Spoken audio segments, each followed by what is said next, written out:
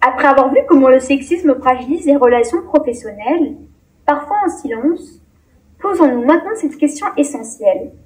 Est-il possible de reconstruire ce lien social? La réponse est oui. Mais cette reconstruction demande de la volonté, des actions concrètes et surtout de la solidarité.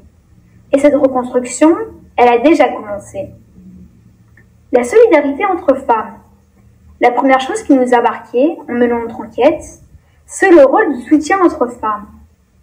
La pilote tunisienne que nous avons interrogée nous l'a dit très simplement. Chaque femme qui entre dans ce métier aide à changer les mentalités. Ce qu'elle nous décrit, c'est un effet domino. Une femme qui ose, on encourage une autre, puis une autre encore. Ce sont des modèles positifs, visibles, qui montrent que la place des femmes dans ces métiers est légitime.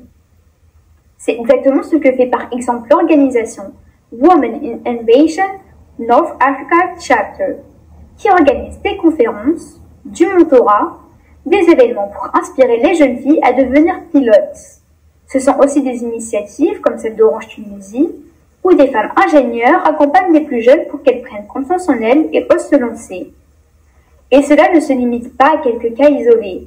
C'est une dynamique collective qui se construit peu à peu, dans plusieurs secteurs, dans plusieurs pays, et qui témoigne d'une prise de conscience plus large. Le lien social se reconstruit alors par la reconnaissance mutuelle, par l'exemple et par la transmission. Les lois et les politiques publiques. La deuxième réponse vient du cadre juridique et politique.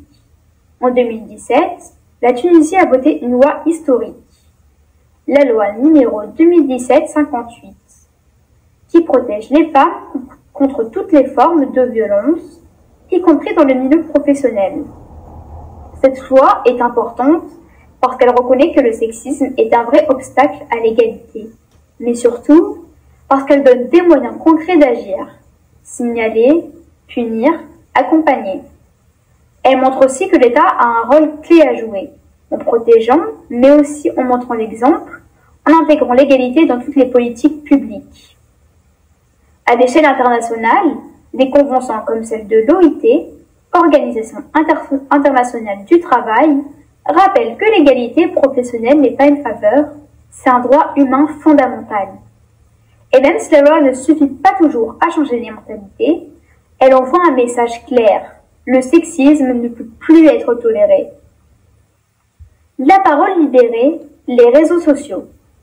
Et puis, il y a un autre outil très puissant pour reconstruire le lien social, la parole. Depuis quelques années, des mouvements comme MeToo ou en Tunisie et la ZEDA permettent aux femmes de raconter ce qu'elles vivent, d'oser parler, de ne plus se sentir seules.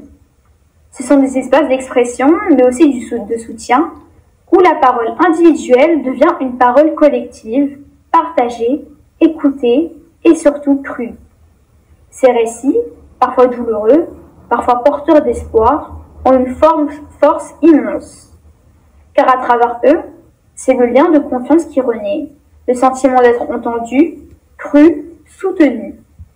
Ces mouvements ont aussi des effets concrets. Ils poussent les institutions à réagir, ils créent une pression sociale pour plus de transparence, pour plus de respect. Le lien social se reconstruit donc aussi grâce à la visibilité, à la force du témoignage, à la prise de conscience collective. Et surtout, ces paroles permettent d'éduquer, de sensibiliser. Ce n'est pas seulement un cri, c'est un acte de transformation. Alors oui, nous avons vu que le sexisme affaiblit profondément le lien social dans le monde professionnel. Il isole, il décourage, il brise parfois des parcours brillants. Il entretient des peurs, des silences, une forme d'autocensure. Nous avons aussi vu que ce lien peut se reconstruire par la solidarité entre femmes, par des lois justes, par une parole qui circule, se libère et transforme. Reconstruire le lien social, ça veut dire créer un monde du travail plus juste, où chacun et chacune peut évoluer sans avoir à se justifier pour ce qu'il ou elle est. Et c'est possible, c'est même déjà en marche. Alors agissons, écoutons et surtout, ouvrons la voie. Merci pour votre attention.